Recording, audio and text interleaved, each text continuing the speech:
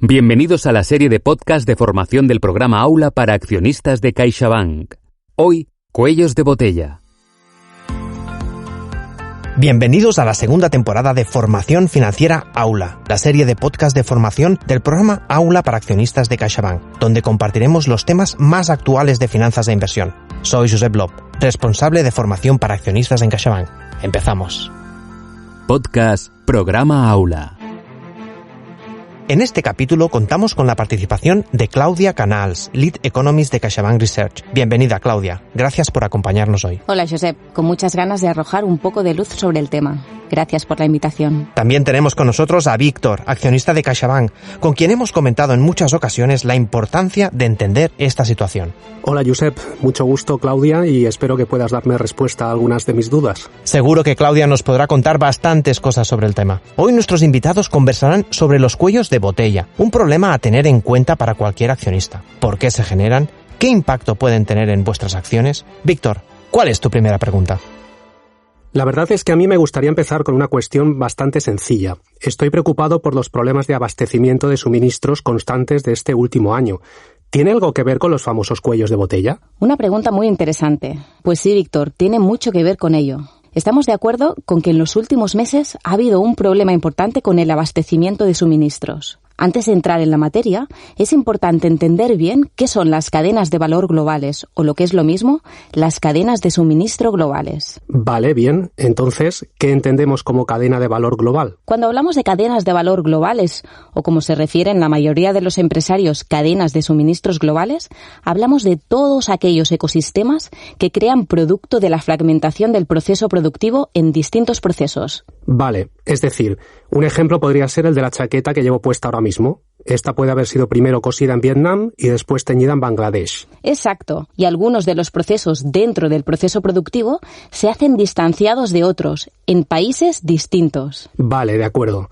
Entiendo entonces lo que significa el ecosistema que crean las cadenas de valor globales. Todos sabemos que en nuestro mundo actual el concepto de hecho en España o hecho en Francia o incluso hecho en China cada vez tiene menos sentido. Entonces podríamos decir que las cosas podrían tener un certificado de hecho en el mundo. Efectivamente, la mayoría de los bienes manufacturados, sí. Entonces, en este ecosistema que comentas, todos los procesos tienen una gran dependencia entre sí, ¿no? Sí, así es. A este punto es al que yo quería llegar. En este mundo de manufacturas globales, la disrupción en uno de los eslabones de la cadena de producción comporta disrupciones importantes en todo el proceso. Vale, y eso es lo que está pasando ahora mismo con los problemas de abastecimiento de suministros. ¿Lo entiendo correctamente? Claro, tiene mucho que ver. Lo que hemos observado en estos últimos meses es que en distintos puntos de las múltiples cadenas de valor globales ha habido disrupciones. Básicamente, no han llegado algunos de los suministros, lo cual ha llevado a parones importantes en numerosos sectores. Todos conocemos el caso de los famosos chips que no llegaban, por ejemplo,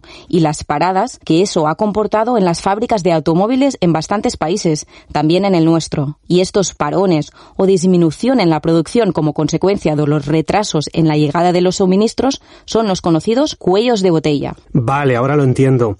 ¿Y se conoce cuál ha sido el origen de estas disrupciones? Pues ha habido la combinación de dos factores como consecuencia de la pandemia. En primer lugar, se ha producido una fuerte demanda en cierto tipo de bienes, los que conocemos como bienes de carácter duradero. Y en segundo lugar, ha habido una oferta que se ha visto severamente interrumpida en numerosas ocasiones. ¿Bienes de carácter duradero? No entiendo muy bien a qué te refieres. Vale. A ver, es importante entender bien las dos razones que han generado los problemas en las cadenas de suministros globales. Empecemos por la demanda de estos tipos de bienes, que es lo menos evidente y de lo que menos se ha hablado. Vale, de acuerdo. En el estallido de la pandemia, lo que ocurrió es que el consumo cayó de forma notable de la mano de los confinamientos. Todo tipo de consumo, bienes y servicios. Claro, si todo el mundo estaba en sus casas. Exacto. Sin embargo, al poco tiempo observamos un rebote de la demanda, especialmente en países avanzados, como es el caso estadounidense, y muy concretamente, un rebote de la demanda en un tipo de bienes, los duraderos. ¿Y eso cómo pudo producirse tan rápidamente?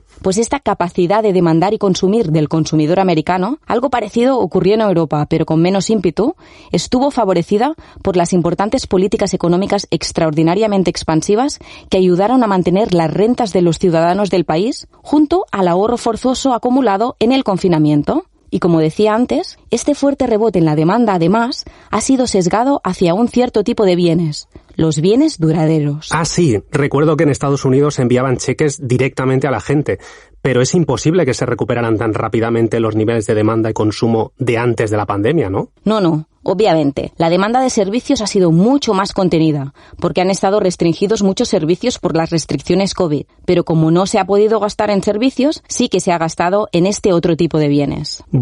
Me parecen muchos cambios en muy poco tiempo. ¿Y la economía cómo reacciona ante todo esto? Pues sin duda hemos vivido un cambio en el tipo de consumo en el mundo muy rápido, y eso tiene sus consecuencias como estamos viendo. Además, estos bienes duraderos, que se han demandado mucho más de lo habitual, tienen unas características, y es que son altamente comercializables y están altamente integrados en estas cadenas de valor globales o cadenas de suministros globales que comentábamos hace unos minutos. Entiendo. Así que esta es la primera razón detrás de los cuellos de botella. Exacto. Pero hay un segundo elemento, como hemos comentado antes, y es los problemas de oferta. Vemos que existe una sólida demanda en cierto tipo de bienes que no ha podido ser cubierta por la oferta. Claro, la producción debe haberse visto resentida durante algunos periodos de tiempo por la pandemia, ¿no? Justo. Detrás de los retrasos encontramos una oferta severamente interrumpida en numerosas ocasiones como consecuencia de esta pandemia.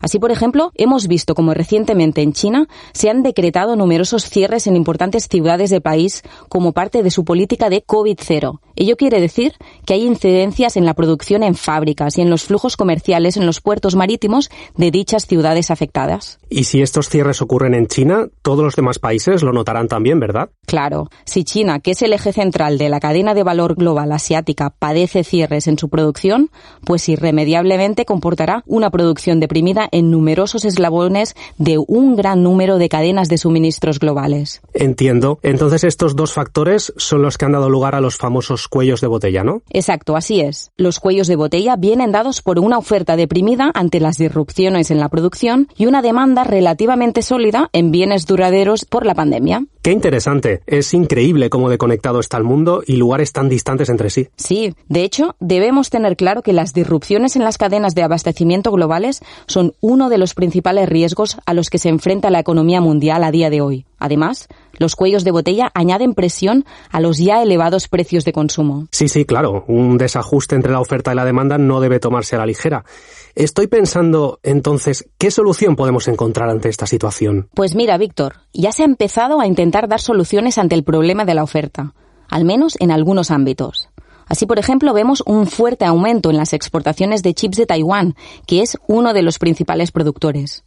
Además, y siguiendo con el caso de los chips, tenemos países como Estados Unidos, la Unión Europea o China que ya han presentado planes para aumentar la producción propia de chips, habiendo visto que se trata de un bien que si no llega, genera disrupciones importantes en la cadena productiva de muchos sectores. Una solución, no obstante, que no es inmediata. Vale, pero ¿qué pasa por el lado de la demanda? Pues también estamos empezando a observar cambios importantes que deberían ayudar a la mejora de este fenómeno por el lado de la demanda. En concreto, se está produciendo un reajuste en el tipo de consumo, de los bienes duraderos de los que hablábamos hacia los servicios de nuevo. Ahora que la situación epidemiológica ha mejorado y podemos volver a disfrutar de los restaurantes o de viajar, pues estamos aumentando este tipo de consumo frente al consumo de bienes duraderos cuya producción precisamente se encuentra muy estresada. Bueno, esperemos que poco a poco podamos volver a una normalidad.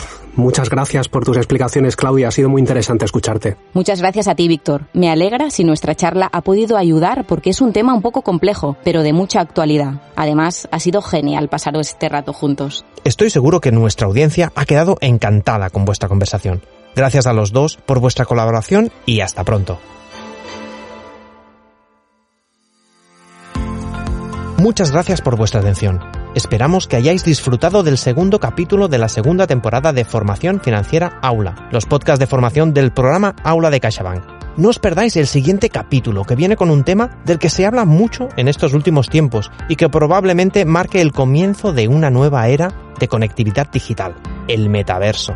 Eloy Noya, director de innovación de IEF y profesor de FinTech y Blockchain, nos hablará de esta innovación revolucionaria. Podéis escucharnos en Spotify, iVoox y las principales plataformas, así como en la web corporativa de CaixaBank. Un saludo y gracias por la confianza. En CaixaBank no nos hacemos responsables de la opinión de los expertos y colaboradores, ni nos identificamos necesariamente con sus opiniones proporcionadas en estos podcasts.